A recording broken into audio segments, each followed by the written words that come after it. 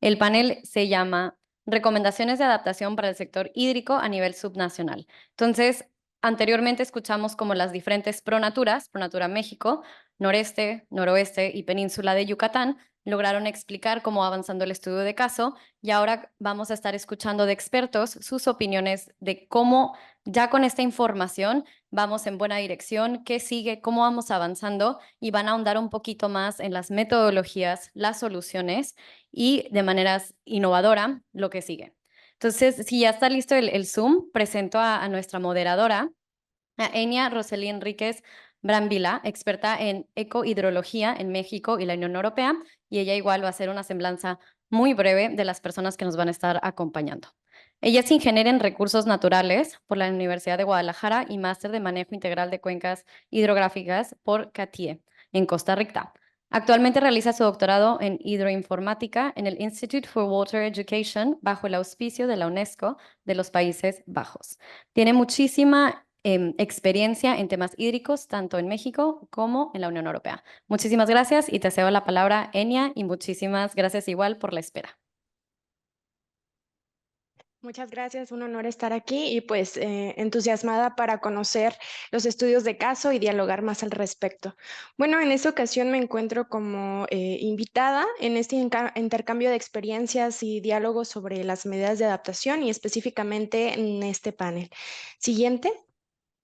La idea de esta intervención se las expongo. Voy a platicarles un poco de un contexto general sobre y que ya han estado escuchando dentro de todo este día sobre la Unión Europea y México, enfocado en la adaptación y resiliencia del agua y cambio climático. Después de esta breve introducción a este contexto, vamos a pasar a ya el panel donde vamos a tener a los panelistas que nos hablarán un poco más acerca de las recomendaciones de adaptación para el sector hídrico a nivel subnacional.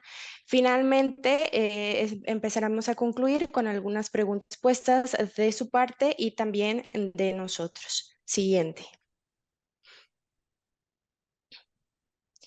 Bueno, yo quise armar esta pequeña introducción. Me gustó el tema de soluciones convergentes entre la Unión Europea y México, ya que actualmente pues está viviendo tanto la crisis hídrica como la crisis climática y ambos están generando acuerdos, proyectos, entre otras cosas, y me gustó mucho hablar sobre soluciones que convergen entre sí y se apoyan mutuamente. Siguiente. En este contexto, inicia a lo que se ha estado mostrando los proyectos a partir de un diálogo climático de la Unión Europea, donde altos funcionarios, tanto de México como de la Unión Europea, acordaron continuar con cooperaciones y trabajar en conjunto hacia transiciones ecológicas y energéticas, donde pueden abordar tanto desafíos ambientales de los recursos naturales, como climáticos. Esta reunión destacó la importancia de promover el crecimiento económico sostenible y justo socialmente. Asimismo, se discutieron prioridades y desafíos ante lo que hoy nos compete, que es el cambio climático, gestión del agua y lo que ya se me ha venido hablando, que es pérdida de biodiversidad y lucha contra el cambio de uso suelo, como la deforestación, entre otras malas praxis. Asimismo, se reafirma en estos diálogos el compromiso con el Acuerdo de París para poder disminuir este aumento de temperatura o al menos evitar el aumento de temperatura más allá del 1.5 y se discutieron estrategias de adaptación y cambio climático. Basado en estas discusiones y en estos diálogos, se generan diferentes enfoques de proyectos y de cooperación. En específico, del que se hablará hoy es el enfoque del proyecto de agua y clima, donde se abordan las barreras y oportunidades para implementar medidas de gestión y de agua, de gestión del agua y adaptación de cambio climático en el territorio mexicano con cooperación de la Unión Europea. Siguiente. Eh, bajo este contexto, ¿Cómo es que surge este interés de esta cooperación y cuáles son, por ejemplo, los justificantes? Actualmente en nuestro país estamos viendo y ya se ha venido previendo e informando acerca de la crisis hídrica y ya se han mostrado los datos por los expertos panelistas que ahorita pues les competió. Y, por ejemplo, un dato interesante es que actualmente las presas están operando a mitad de su capacidad. Por ejemplo, yo soy de la región Jalisco, estamos en veda en cuestión del sector agrícola para el uso del agua debido a estas restricciones y que se viene esta escasez en cuestión de disponibilidad de agua en cantidad. Además de esta disponibilidad de agua que también tenemos, que es la poca disponibilidad por la calidad, ¿no? Entonces estamos teniendo ambos problemas, calidad y cantidad. Eh, También otra situación que se tiene en cuenta es la sequía extrema en algunos países del territorio y recientemente se hizo un anuncio de alerta por sequía para este 2024 debido a algunos fenómenos meteorológicos y algunas condiciones que aumentaron esta situación y que por ende se vincula también con esta crisis hídrica que estábamos hablando anteriormente. Se suma también la situación de cambio climático, donde así como otros países, también México se suma como uno de los países que ha aumentado su temperatura media en los últimos años y se ha contribuido en un aumento en la evaporación también del agua y por ende una mayor resequedad del suelo, lo que ha estado favoreciendo diferentes condiciones.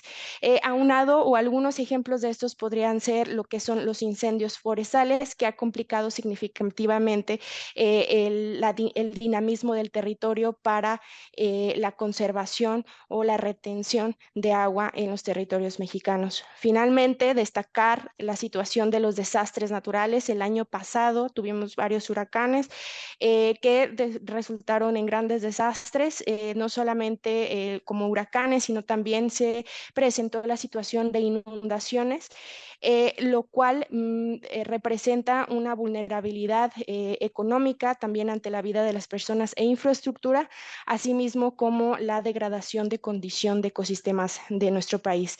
Este contexto lo quiero comentar que nos traiga a la mesa por qué y para qué se están haciendo estos proyectos. Adelante. Dentro de sí, ajá, siguiente diapositiva.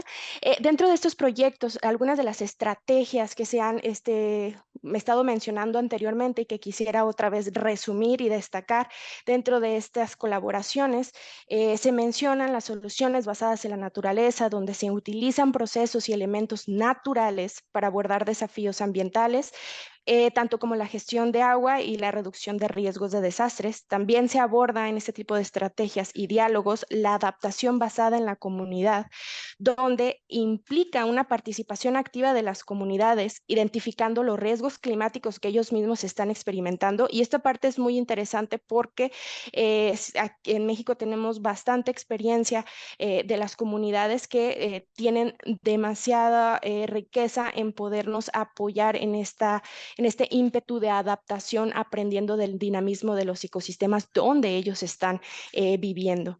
Después tenemos la adaptación basada en ecosistemas, donde también ya se presentaron con los anteriores panelistas, donde se enfocó en la conservación de ecosistemas y tanto de su biodiversidad como sus servicios ecosistémicos.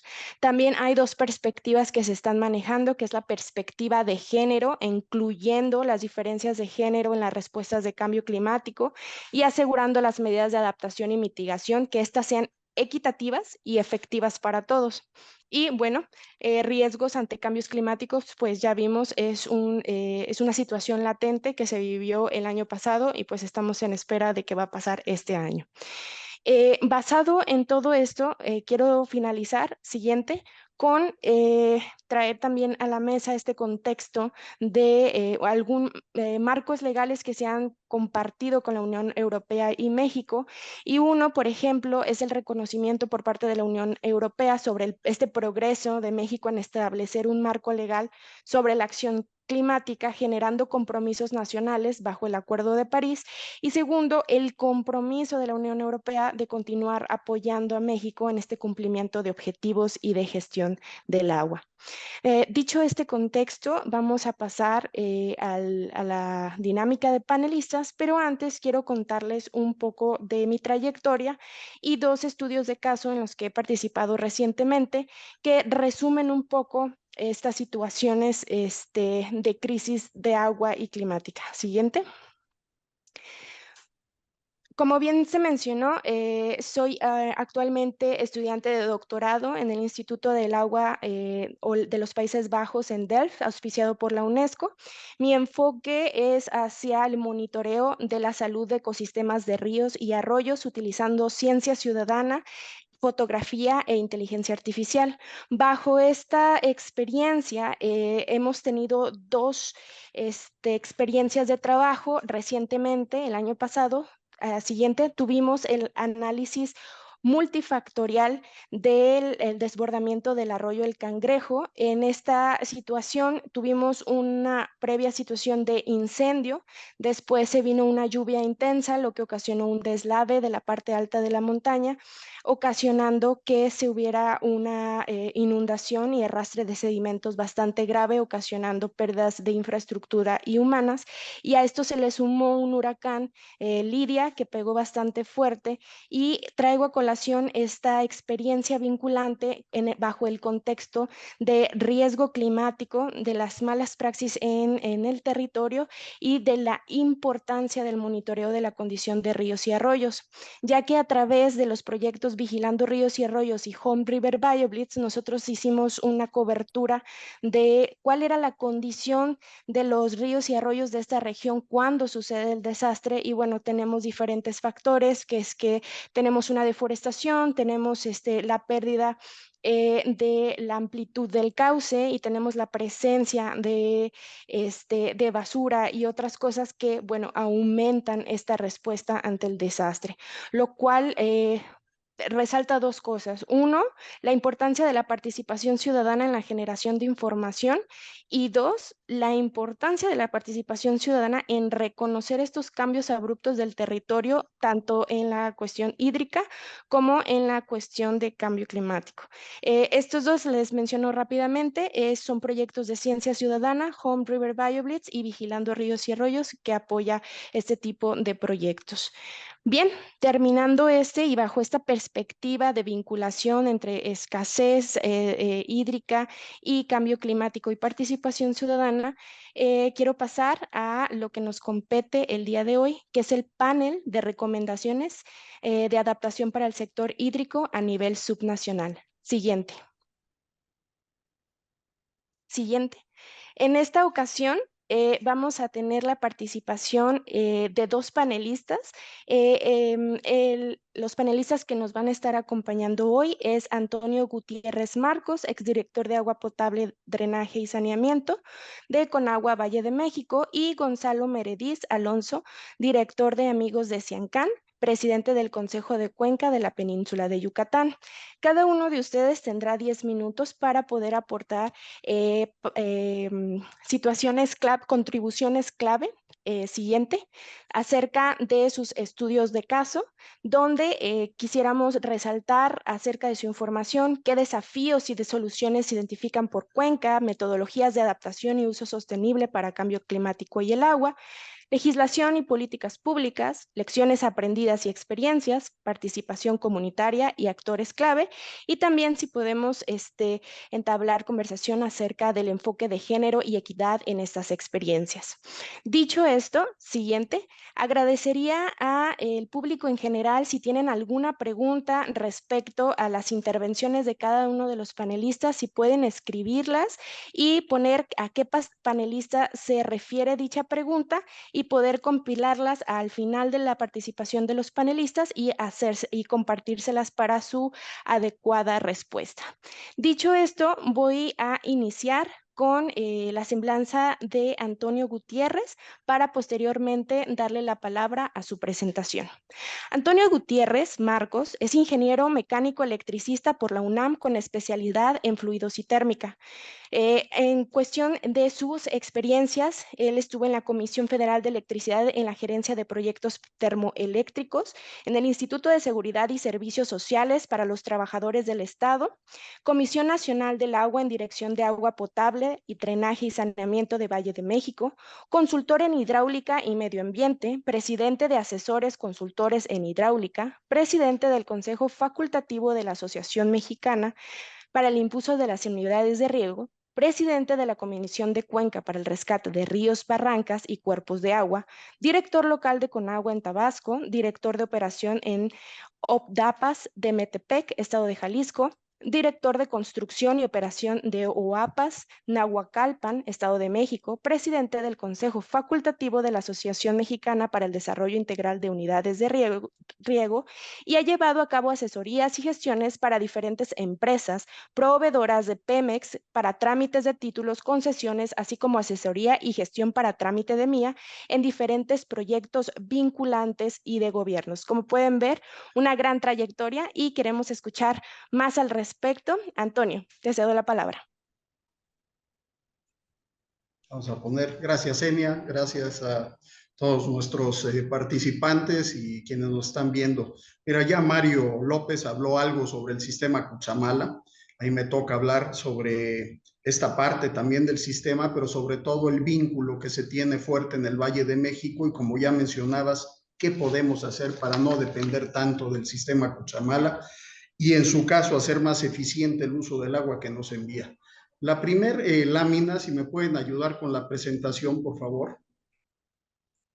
La primer lámina va un poco relacionada con lo que ya mencionaba Mario, ¿no? A veces el abandono de la infraestructura, que lo que nos muestra básicamente es que vamos perdiendo, en este caso, la fotografía de la presa Tuxpan, vamos perdiendo la capacidad fuertemente de almacenamiento, de control en la primer presa que se recibe de las aguas que vienen de la parte alta de Michoacán. La segunda fotografía que se tiene es ya prácticamente la presa recuperada. Si podemos pasar a la siguiente lámina.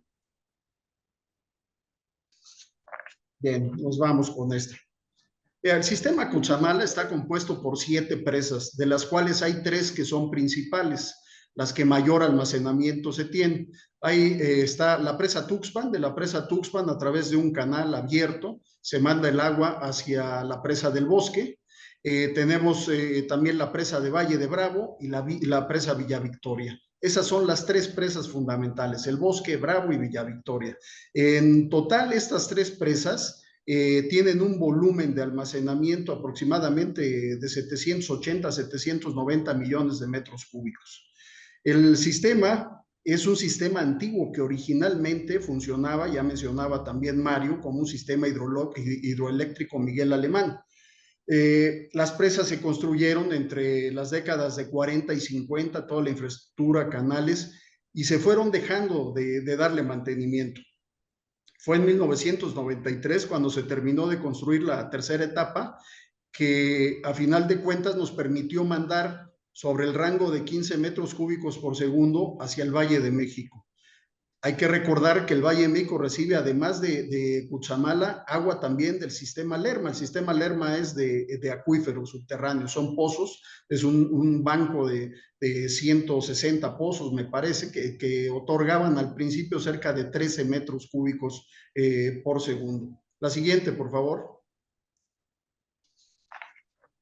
La cuenca del sistema Cuchamala abarca parte de los estados de Michoacán y el Estado de México. Como mencionaba, en Michoacán tenemos la presa Tuxpan, que es la primera reguladora. Ahí se tiene un par de compuertas. Por un lado mandamos el agua al canal hacia la presa del Bosque y por el otro permitimos mantener un gasto ecológico en el río Tuxpan que después desemboca en el río Cuchamala. Recordemos que el río Cuchamala, final de cuentas, desemboca en el Balsas y sale hacia el estado de Guerrero.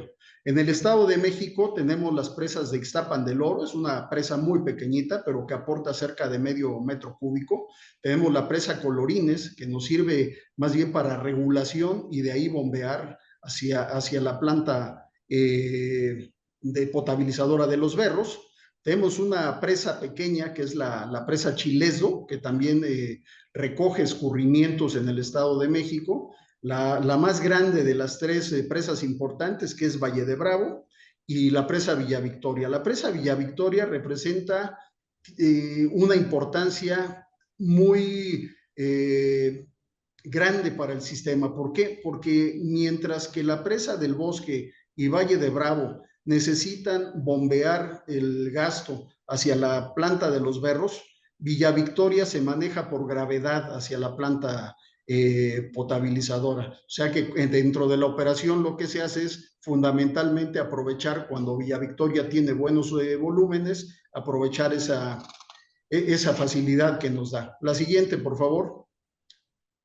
Esta es una fotografía del canal Tuxpan, justo estaremos ahí a lo mejor a 1 kilómetro de las compuertas de la presa. Y les quería enseñar, esta es una estructura de control de donde se desvía el agua hacia un distrito de riego que se tiene justo en esa zona. No toda el agua que se aprovecha en la presa Tuxpan y que se envía hacia el resto de las presas se utiliza para consumo humano. La siguiente, por favor. Como les decía, tenemos ahí el distrito 045. Distrito 045 consume una gran cantidad de agua y de una manera muy rústica. Hemos estado trabajando con ellos desde hace mucho tiempo con la idea de que se hagan inversiones por parte del gobierno, trabajar con apoyos donde el agricultor pone una parte de recursos, otra parte se pone por parte del gobierno y hay que tecnificar el riego. Necesitamos disminuir el volumen que se está utilizando en esas zonas agrícolas. La superficie de bosques ha disminuido muchísimo en toda esa zona. La presa Tuxpan recoge de las zonas más altas. Esto nace en unas presas preciosas que están en un sitio que se llama Agostitlán. Tenemos dos presitas, bueno, tres a lo mejor, pero las dos importantes son una que se llama Pucuato, que es, o sea, ve uno el fondo de las presas y de ahí viene el agua hacia la presa Tuxpan. Toda esa zona que era bosque cerrado, bosque intenso, se ha ido deforestando. Tenemos una tala inmoderada, son zonas controladas muchas veces por el crimen organizado, muy difícil poderlo manejar. Hace falta una participación fuerte del gobierno federal para poder mejorar las condiciones y desde luego que también ha afectado todo el cambio de uso de suelo que se da para el uso agrícola y ganadero. La siguiente, por favor. Como mencionaba Enia, uno de los problemas fuertes que se tienen, aparte de tener bajos niveles, es que se complica la calidad del agua. A menor volumen tenemos mayor dificultad para poder trabajar en la planta potabilizadora. Se ha planteado desde hace años y se ha trabajado con colectores y demás, pero hace falta más inversión. Hay que desincorporar las descargas sanitarias, hay que mejorar la capacidad de saneamiento, hay que mejorar la infraestructura de las comunidades locales para que se sientan atendidas. Si bien estas presas no inciden directamente sobre el abastecimiento de agua potable para las comunidades cercanas, sí existen muchos asentamientos que van tomando el agua de manera irregular, podríamos decir, o no controlada a lo largo de los canales. Y otro punto que hemos estado trabajando desde hace años y que no hemos podido aterrizar es que se evite, sobre todo en las presas que están destinadas para que se potabilice el agua y sea para consumo humano, se evite la navegación de embarcaciones con motores a gasolina. Generan problemas que difícilmente se logran disminuir o retirar con plantas de tratamiento convencionales. Es un tema que se presentó en su momento a la COFEPRIS, no tuvimos éxito por más que lo tratamos de empujar, pero estamos insistiendo y más en una situación como la que estamos viviendo actualmente, donde la presa de Valle de Bravo está con niveles bajísimos, abajo del 30%. La siguiente, por favor. Tema fuerte es la conservación y mantenimiento de los sistemas que se tienen. ¿Por qué? Porque aún con las presas llenas, pues el sistema podría dejar de mandar agua al Valle de México por falta de mantenimiento. Se tuvo hace años, terminamos hace 15 años de la gestión que teníamos en Valle de México, hace 13 años, y teníamos un plan intensivo para ir renovando toda la tubería que se tiene. Esta es una imagen de un cambio de tubos que hicimos en su momento. Como ya platicó Mario, hay dos líneas, son tubos de concreto presforzado, y el concreto en los tubos tiene una serie de espiras de acero. Teníamos un sistema de control que nos iba permitiendo tener un monitoreo de la cantidad de espiras que iban rompiéndose y sabíamos qué tubos atacar antes de que se rompieran. Se suspendió este tipo de mantenimiento y lo grave es que puede poner en riesgo el abastecimiento a una zona y a un volumen importante de personas en el Valle de México. Perdón, Antonio, un minuto Sí, para concluir. sí. Vamos a ir las medidas urgentes para disminuir las afectaciones por la sequía. En el Valle de México hay que recordar que estamos pasando en el país el cuarto año de sequía. Hemos insistido en que se salga la declaratoria de emergencia por parte del gobierno federal. Necesitamos mejorar la gestión de cuenca en el Valle de México. Se requiere disminuir la demanda de agua potable per cápita en las ciudades. Necesitamos trabajar en la disminución de la pérdida de agua por fugas, incrementar la recarga del acuífero metropolitano, hacer obligatorio el uso de agua tratada para servicios y uso industrial, generar infraestructura para el aprovechamiento de aguas pluviales y la modificación de normas que nos permitan potabilizar las aguas residuales domésticas y reusarla en el Valle de México. Con esto termino, Enia. Muchísimas gracias y muy interesante. Concluimos más adelante y ahora vamos a tener la participación de Gonzalo. Recuerdo a nuestra audiencia cualquier pregunta, comentario de cada una de las presentaciones, por favor escribirlas y las hacemos llegar. Nuestro siguiente panelista es Gonzalo Meréndiz Alonso. Es biólogo graduado de la UNAM con una maestría en biología ambiental de la Universidad Estatal de Nueva York. Desde 1992 ha dedicado su carrera a la conservación ambiental y el uso sustentable de los recursos naturales en Quintana Roo. Su experiencia incluye el estudio de la ecología poblacional, especialmente de especies animales como los cocodrilos. Ha colaborado con comunidades rurales mayas en proyectos productivos y de educación ambiental. Su contribución se extiende al establecimiento de varias áreas naturales protegidas y al diseño de programas de manejo abarcando más de 200,000 hectáreas, como el área de protección de flora y fauna, Balán Cajas, perdón por la pronunciación, reservas en Cozumel y en la laguna Chichacanab. Actualmente es presidente del Consejo de Cuenca de la Península de Yucatán. Bienvenido, Gonzalo, adelante. Hola, ¿qué tal? Muy buenas tardes. Muchas gracias por la invitación. Hace un ratito vi en la pantalla a muchos amigos ahí en Mérida. Lástima que no los pude acompañar allá presencialmente. Pero bueno, por suerte, la tecnología nos permite sumarnos al foro desde Cancún. No puedo proyectar. Si me habilitan la posibilidad de proyectar mi presentación, por favor.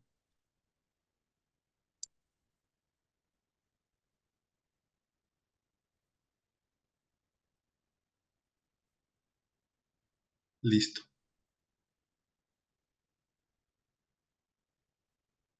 Bueno.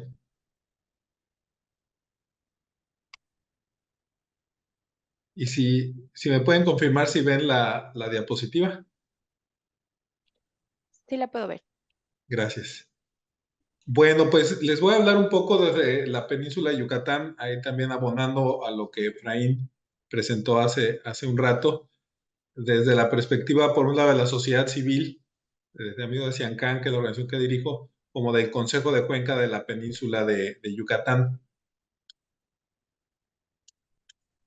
Y pues me voy de lleno al tema. Y justamente como les presentó Efraín hace un rato, el Consejo de Cuenca de la Península de Yucatán realizó un esfuerzo muy importante en medio de la pandemia para desarrollar este programa hídrico regional 2020-2024 para toda la península. Fue un trabajo hecho en coordinación con la Conagua, con el apoyo de la Fundación Río Arronte, de la empresa Ítaca Environmental, con la coordinación técnica de Eduardo Batllori, como ya se mencionó, y también el apoyo de amigos de Ciancan. Entonces ya Efraín nos presentó algunos detalles, no voy a abundar mucho en esto para entrar más en las acciones, pero pues sí, ciertamente este programa regional está alineado a los objetivos del Programa Nacional Hídrico. Entonces es muy importante porque se lleva a lo local la visión también nacional respecto al agua.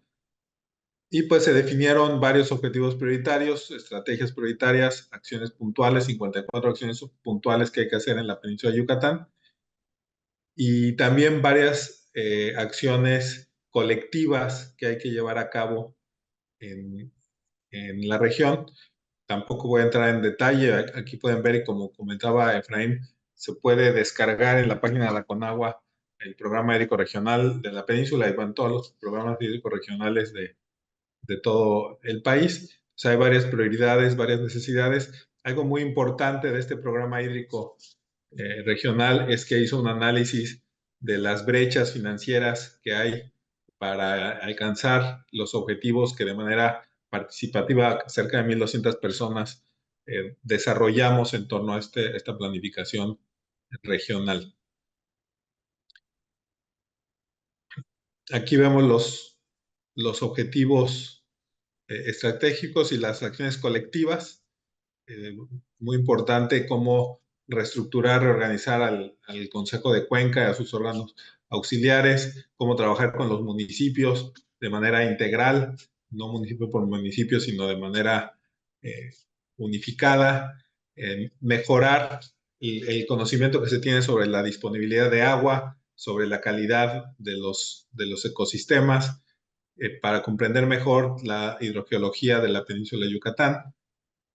Y en fin, una serie de acciones que estamos llevando a cabo en toda la península en el contexto de este programa hídrico regional, dado la complejidad. Por ahí nos mostraba Efraín un esquema de los flujos, o el esquema tradicional, digamos, un esquema radial desde el centro de la península hasta la costa, pero pues sí, efectivamente estos flujos subterráneos, como vemos aquí, son mucho más complejos, con muchas direcciones.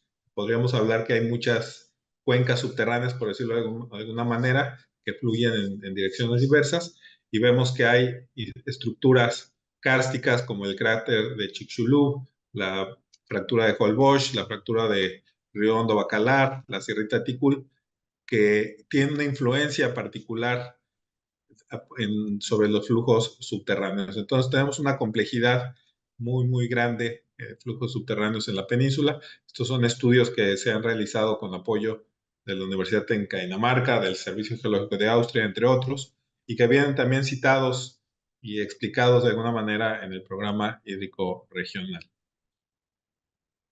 Y vemos que estas fracturas, aquí vemos estas estrías en la fractura de Holbox, en la parte norte de Quintana Roo, pues vemos que los estudios geoeléctricos que hemos hecho en ellas nos muestran que son más permeables, es decir, facilitan tanto la infiltración de agua como para la recarga de los acuíferos, como los flujos de agua a lo largo de ellas, dependiendo del gradiente hídrico. Y en algunos lugares, que son las líneas más oscuras que ven aquí en la pantalla, pues donde toca con el manto freático, la vegetación es de humedales. Entonces son sistemas muy importantes con un gran valor en el contexto del cambio climático, por razones que vamos a ver a continuación.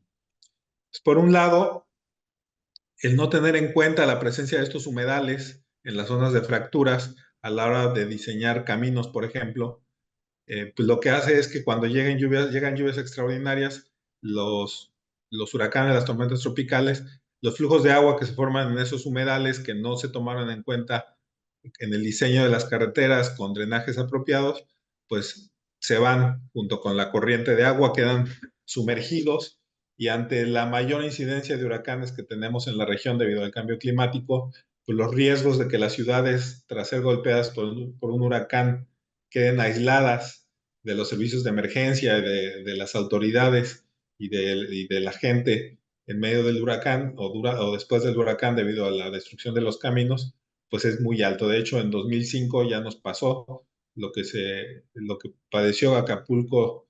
Recientemente lo padecimos en Cancún en 2005 y después del huracán Wilma nos quedamos días realmente aislados porque los flujos de agua justamente en esas zonas de humedales se llevaron los caminos, entonces quedamos totalmente incomunicados durante días. Y también nos hemos dedicado a mapear los flujos subterráneos en la península de Yucatán, los ríos subterráneos de la península de Yucatán. Esta es la zona de Tulum, la que ven en los mapas, con un monitoreo aéreo electromagnético de un helicóptero. Escaneamos el subsuelo y definimos dónde están los ríos subterráneos, que son estas líneas grises que pueden ver aquí, y que coinciden con ríos subterráneos ya mapeados por buzos en la región. Entonces tenemos una idea ya muy clara de cómo se distribuyen los ríos subterráneos en la costa. Perdón, Gonzalo, 2 minutos para concluir. Muy bien. Entonces, aquí vemos que el no tener en cuenta a los ríos subterráneos para poder diseñar caminos, trenes, infraestructura y demás, pues genera riesgos muy importantes a la seguridad de las personas, a la seguridad del acuífero, a la infraestructura misma, a la inversión y demás. Y ante el contexto que ya nos presentó Efraín del cambio climático que describe el programa hídrico regional de la península de Yucatán, pues hemos estado generando una serie de herramientas, manuales de buenas prácticas para cómo construir caminos en zonas de humedales y evitar los desastres que hemos tenido por esa mala planeación, evitar justamente que se dañe a las cuevas, ríos subterráneos y a los humedales con una mala planeación en caminos. Ahí está el QR por si quisieran ustedes descargarlo. En la página de Amigos en Campo pueden encontrar toda esta información de manera gratuita. Con The Nature Conservancy hicimos un manual de adaptación al cambio climático, cómo las casas, hoteles en la costa pueden adoptar medidas que les permitan estar en la costa sin sufrir los embates de huracanes cada vez más fuertes, de las inundaciones, del aumento al nivel del mar, de la erosión de playas. Hemos estado haciendo restauración de humedales. Este es un humedal en Siancán y vemos cómo fue destruido por un mal camino, y justamente para poder adaptarnos mejor al cambio climático en la zona costera de la reserva de Siancán, pues estamos promoviendo la recuperación de estos manglares que poco a poco están recuperando la superficie que tenían. Es un proceso muy lento, pero bueno, es una medida fundamental para adaptarnos al cambio climático. Y pues ante los riesgos de salinización del acuífero por el aumento del nivel del mar y los daños que el cambio climático nos está generando por la llegada de sargazo, llegadas tremendamente altas de sargazo, como pueden ver en la imagen, pues estamos también trabajando a nivel nacional y a nivel local en tener mejores políticas públicas para el manejo de las aguas residuales, reducir la contaminación que ya de por sí está afectando a los arrecifes y a los ecosistemas marinos impactados por huracanes y por el sargazo. Lo más importante para nosotros en la península de esta nueva NOM 001 que se publicó el año pasado fue la incorporación de los suelos kársticos para definir los parámetros de calidad que se deben descargar en esos ecosistemas, que son los predominantes en la península. Y pues estamos trabajando con los empresarios para que adopten esquemas de tratamiento adecuados para la región, para que eliminemos los nutrientes con un costo-beneficio adecuado para los desarrollos turísticos en la costa y para las empresas de manejo de aguas residuales en los municipios en el estado. Afortunadamente en Cancún ya se empezaron a construir plantas de tratamiento terciarias para reducir la contaminación, y vamos avanzando en generar una cultura, una visión de cómo manejar las aguas en el contexto de cambio climático y de crecimiento turístico que estamos teniendo en la región. Y pues también estamos trabajando en la capacitación de los operadores de plantas de tratamiento. No voy a entrar en mucho detalle. Sí, Y Gonzalo, pues llegamos al límite, ¿podemos concluir? sí, finalmente estamos trabajando con comunidades rurales en la construcción de gobernanza hídrica y de ecotecnias en comunidades rurales para que precisamente ante estos cambios que estamos enfrentando, pues podamos estar mejor adaptados tanto en el mundo turístico urbano como en el mundo rural ante los embates del cambio climático. Es un trabajo de muchísimas personas y muchos actores a lo largo de muchos años. Entonces, pues les quiero dar las gracias por esta oportunidad de compartirles esta información. Muchas gracias. Muchas gracias, Gonzalo. Me imagino que hay muchísimos detalles interesantes que compartir, te lo agradecemos. Y pasamos finalmente con Mario Sirret, otro panelista que también ustedes ya conocen. Y adelante, Mario.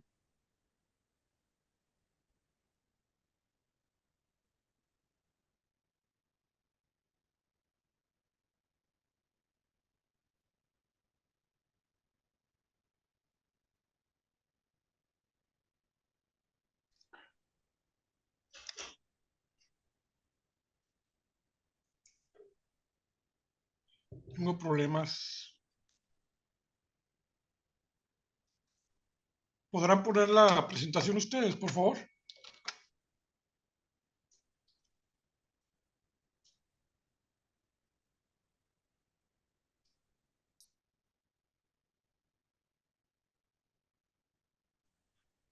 ¿Sí? ¿Podrán poner la presentación, por favor?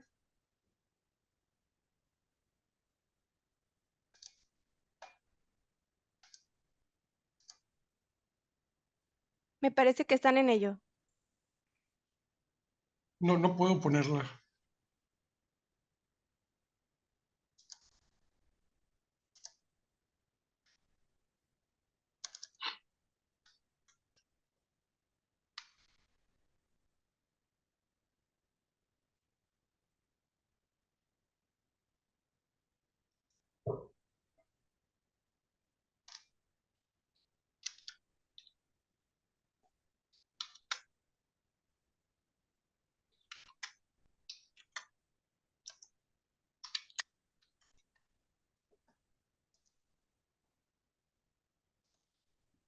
Va. Aprovechando el espacio mientras tienen... Para que ahí está, para que está. No, ¿Sí funciona, Mario? Si no, igual para invitar a las personas ya, aquí ya está, ya presentes. está. Ah, buenísimo. Para que pasen por cacahuates y café. Pero te doy la palabra, Mario. Muchísimas gracias. Muy bien. Como mencionaba más temprano, la superficie que ocupa la cuenca del río Yaqui es la tercera parte del estado de Sonora, pero produce 2/3 partes del agua del estado. De ahí radica la importancia de esta cuenca, ¿no? Y todas sus subcuencas.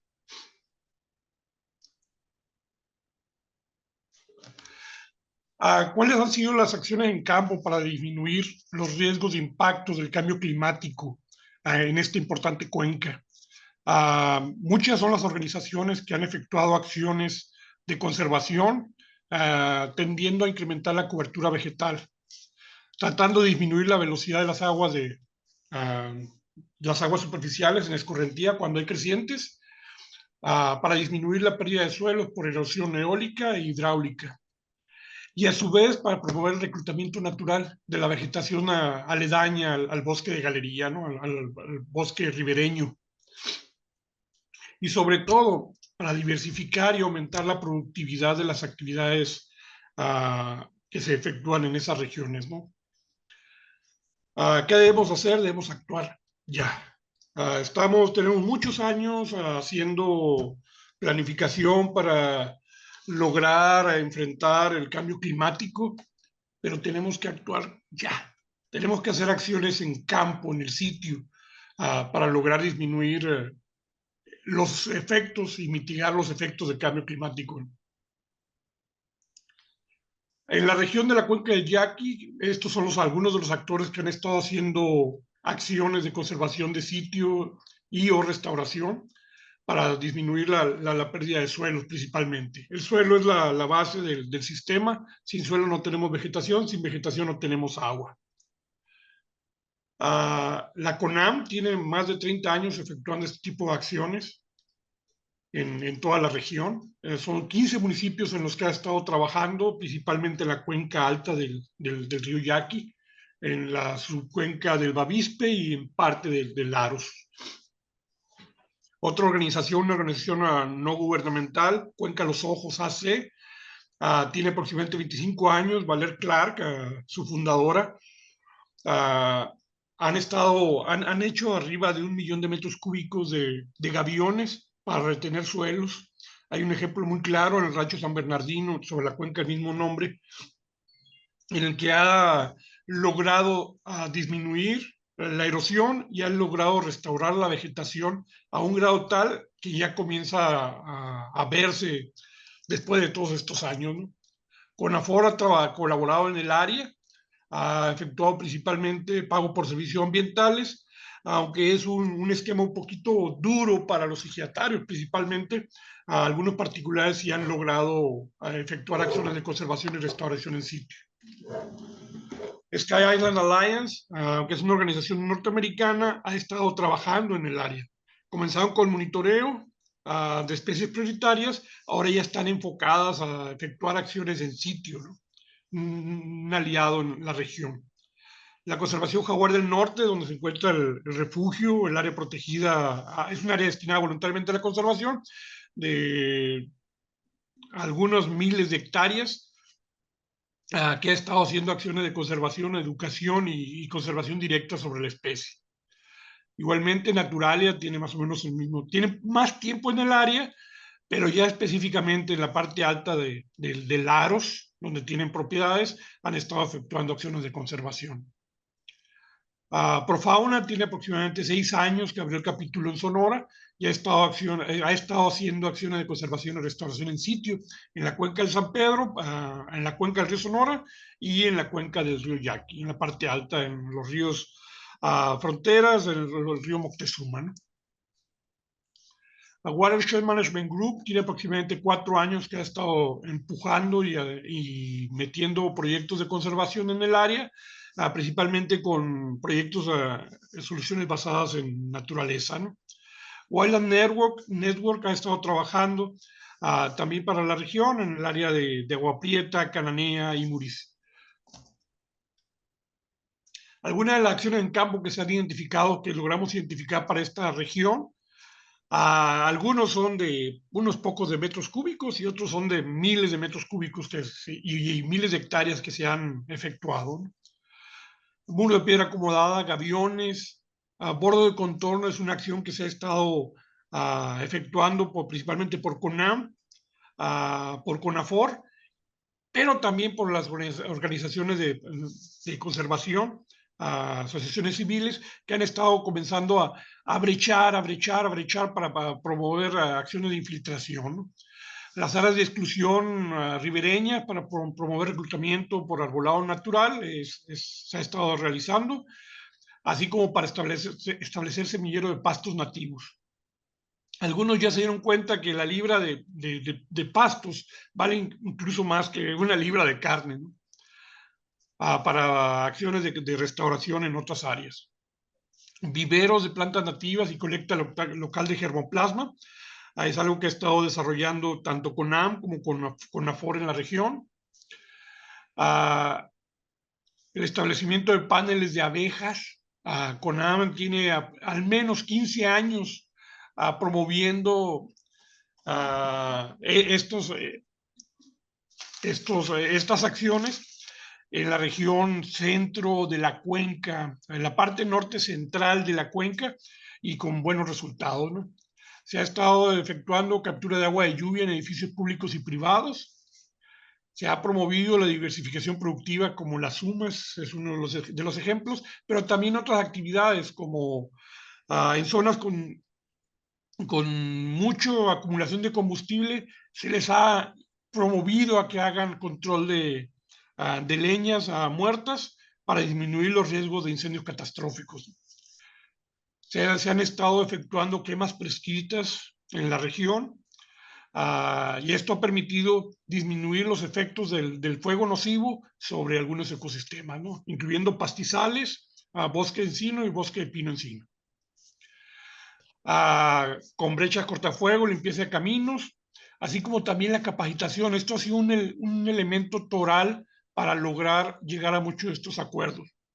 Perdón, No Mario, 2 podemos, minutos para cierre. de acuerdo, no podemos decirle al productor que no haga una cosa si no está convencido de hacerlo, ¿no? Estas son algunas de las herramientas. Nos manejamos con el manual de CONAFOR, así como el de manual de límites ecológicos de alteraciones hidrológicas. Funcionan muy bien. Hemos adaptado y han funcionado. Básicamente se ha efectuado cosecha de agua por pueblos y ciudades, acción de conservación de suelo y agua, pero falta hacer inyección de agua al subsuelo para recarga de acuíferos y promover la infiltración por inundación. Eso es básicamente lo que hemos observado en el sitio. Preguntas, respuestas, a la orden. Muchísimas gracias, Mario, por estas experiencias. Al público presente, ¿tienen alguna pregunta o comentario que quisieran externar?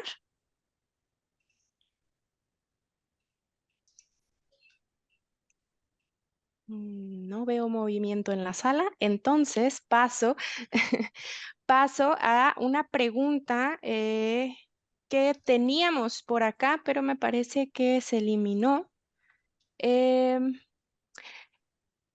Déjeme encontrarla. Sí, adelante. Veo a alguien que levantó la mano. Adelante.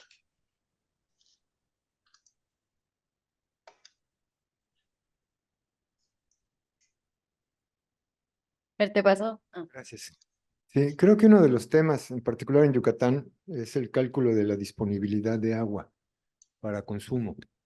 Si bien la revisión es a nivel peninsular, cuando se hacen los balances a nivel de unidad de planeación o a unidad geohidrológica, dado que hay una gran heterogeneidad ambiental y, por supuesto, también en términos de la distribución de la precipitación, hay lugares donde ya no hay disponibilidad de agua, como la zona norte de Quintana Roo y la zona del Anillo de Cenotes y el sur del estado de Yucatán.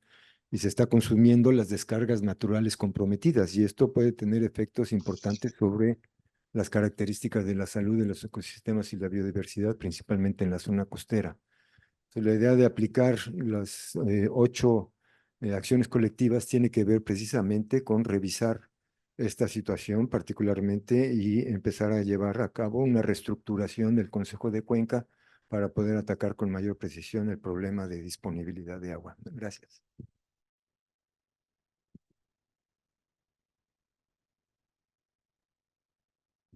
Le agradezco su intervención. Entonces, para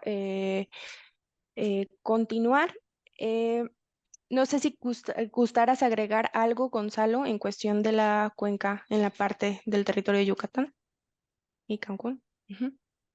Sí, me da gusto que Eduardo comente ese punto, porque sí tenemos esa idea de que en la península de Yucatán hay mucha agua, y la hay, desde luego tenemos muchísima agua, pero el exceso de la demanda actual y futura y el cambio climático sí nos ponen en riesgo ese tema. No hay una claridad, hay discrepancias entre las versiones que hay sobre la disponibilidad de agua. En Mérida, en Cancún, pues ya hay riesgos en ese sentido. Entonces sí es un tema que debemos considerar, tener muy, muy en cuenta. No quedarnos con lo cómodo de que hay mucha agua, sino que tenemos que prevenir desde ahora los impactos que sobre el acuífero puede tener el cambio climático.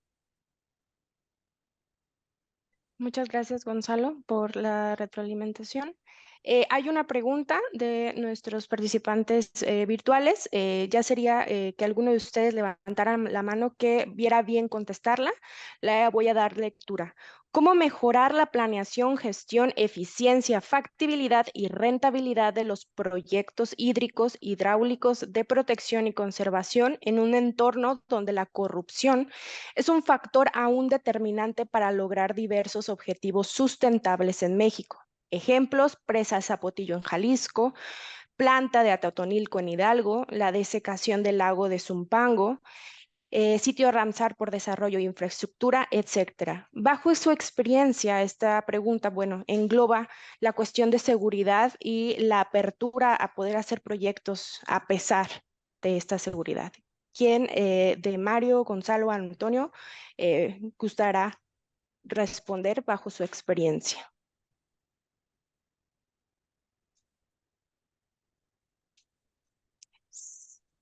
Gonzalo, adelante. Pues sí, definitivamente ese entorno de corrupción que tenemos en el país es un lastre que nos complica mucho el desarrollo del trabajo. Y bueno, la corrupción no es un tema nada más gubernamental, sino que también es de los ciudadanos que la toleramos, la permitimos y la alimentamos. Entonces sí, creo que la gran labor que tenemos quienes nos dedicamos a esto en la actualidad es cambiar la visión. Y la percepción que tenemos de nosotros mismos, de los propios mexicanos, tenemos que empezar a respetarnos un poquito más, tenemos que empezar a entender también cómo cada vez que damos una mordida, cada vez que permitimos que este tipo de acciones ocurran, pues estamos contribuyendo a que los proyectos que llevamos a cabo se vayan a veces a la basura por el mal manejo que se realiza. Creo que sí es indispensable si como sociedad no reflexionamos más profundamente de cómo cada uno de nosotros está contribuyendo a la corrupción, tanto en el gobierno como en la población en general, pues van a pasar todavía muchos años para que termine de aterrizar nuestro verdadero desarrollo. Muchas gracias, Gonzalo. Mario, adelante. Creo que también debemos presionar a nuestros gobiernos. Tenemos que no nada más ir y gritarles, sino también proponer cuáles son las medidas que debemos implementar. Tenemos que promover acciones públicas que se escriban en ley y promover el cumplimiento de las mismas, ¿no? La corrupción concuerdo totalmente con Gonzalo, es algo que no vamos a acabar de la noche a la mañana, pero sí presionando con el tiempo, ¿no? Cada vez más.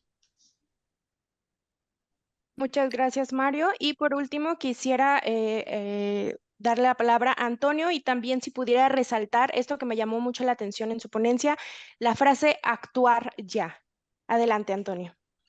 Ya, un poco respondiendo la pregunta, coincido con Mario y con Gonzalo, pero sí te quiero decir que la planeación, que es uno de los puntos que comenta él, la planeación se hacía normalmente en las instituciones, con agua desde la subdirección de planeación, que ya no existe. Justamente se hacían de ahí toda la derivación para hacer los proyectos, los estudios de costo-beneficio, se abrían las carteras en Hacienda, venían inversiones. Últimamente, la presa Zapotillo simplemente se cambió por una decisión presidencial al abrir unas ventanas cuando estaba diseñada para poder dotar de agua tanto a León como estar en Jalisco. La planta de Atotonilco, pues es la más grande de Latinoamérica, sí, pero está funcionando a la mitad de su capacidad. Lo que dice la laguna de Zumpango desde hace décadas cambió su vocación y se utilizó como una laguna de regulación. Al tener cerca y ya en operación con mayor cantidad de vuelos comerciales en el aeropuerto de Laifa, se obviamente optaron por desecarla para quitar el tema de las aves.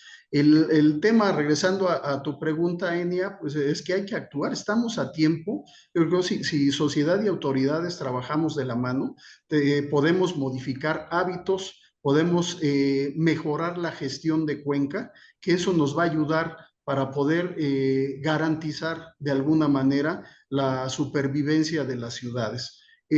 Pensamos en el sistema Cutzamala, y bueno, pues aporta el 30%, a final de cuentas tenemos un 70%, ese 70% es de una cubeta que no vemos cuánta agua tiene, que es el acuífero, cada vez hay más popotes, pero además gran parte de la zona, sobre todo en el Estado de México, y una parte interesante de la Ciudad de México, se dieron factibilidades para su desarrollo urbano, pensando que el sistema Cutzamala iba a traer agua suficiente siempre. Estamos viendo que el cambio climático es una realidad, que las afectaciones son una realidad, las zonas de recarga están invadidas en el Valle de México, te vienes de Milpalta, Tlalpan, Magdalena Contreras, Miguel Hidalgo, Coajimalpa, donde vayas, está invadido. Necesitamos por eso decir mejorar la gestión, necesitas recuperar agua de lluvia, aprovecharla, necesitamos el reuso del agua, es fundamental, esa es nuestra salida. Tenemos una cantidad de agua de lluvia que supera por mucho lo que nos entrega Cutzamala y la estamos dejando ir, nos estamos peleando con la lluvia. Todos, cada vez que llueve parece que nos molesta, ¿no? Nos vamos a mojar y hay que sacarla a la brevedad, pero esto es histórico, ¿no? Desde el virreinato se hizo la primera obra grande para sacar el agua de Valle de México. Tenemos que cambiar esa parte y es necesario, es fundamental que trabajemos de la mano la sociedad con las autoridades. Te agradezco, Antonio, por este cierre. Y por último, tenemos la pregunta de Fabiola en Salón. Adelante, Fabiola. Sí, quisiera pedirles si nos pueden compartir un poco más cómo está impulsándose digamos, estos proyectos piloto en la península de Yucatán a través del Consejo de Cuenca, porque la realidad es que desde el sexenio pasado ha habido prácticamente una parálisis de los espacios de gobernanza a través de todos estos consejos de Cuenca. Y entiendo que el caso del de la península de Yucatán sería de los pocos junto con Río Bravo que está operando, ¿no? Y que estaría impulsando este esfuerzo. Entonces, quisiera saber un poco cómo es que se está articulando y de dónde se están movilizando los recursos para que este consejo opere. Adelante, Gonzalo. Pues muy buena pregunta. A veces no nos explicamos cómo opera, pero sí, ciertamente ya el sexenio pasado no hay presupuesto para los consejos de Cuenca. Ya van varios años que no tenemos presupuesto. Y sin embargo, creo que algo importante en la península de Yucatán es que hay gobernanza, hay compromiso de los actores, hay mucho trabajo que se está haciendo tanto a nivel oficial como a nivel comunitario, como a nivel de organizaciones.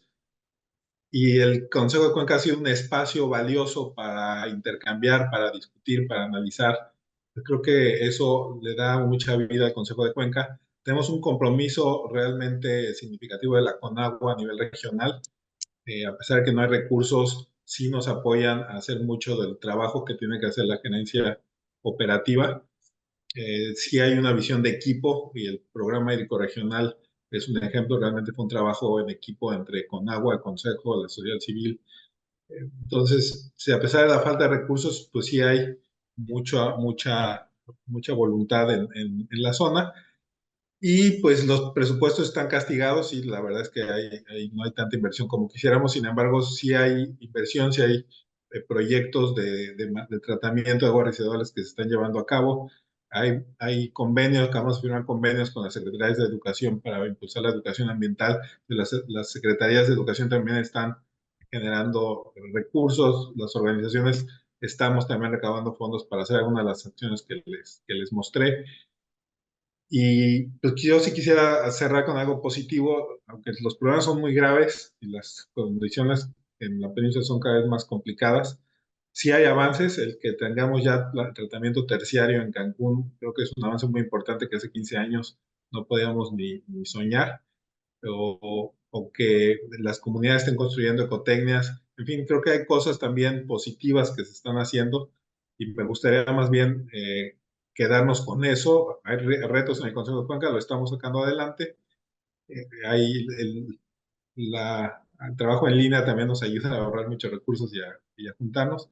Y también se están haciendo acciones positivas, se están haciendo acciones que están ayudando a resolver problemas estructurales, históricos que al menos aquí en la región tenemos. Todavía estamos lejos de una solución definitiva, pero pues sí estamos avanzando a pesar de todo, a pesar de la corrupción y de falta de presupuesto, estamos creo que avanzando en una dirección adecuada. Te agradezco, Gonzalo. Muchas gracias a todos los presentes, tanto digital como presencialmente. Como bien vimos en las ponencias, hay desafíos y lecciones. Se está haciendo algo, pero falta mucho por hacer. Hay que continuar actuando ya e identificando estas realidades como las buenas prácticas y la adaptación ante este cambio climático. Les agradecemos y se les invita a que se queden a las mesas de trabajo en línea. Muchas gracias.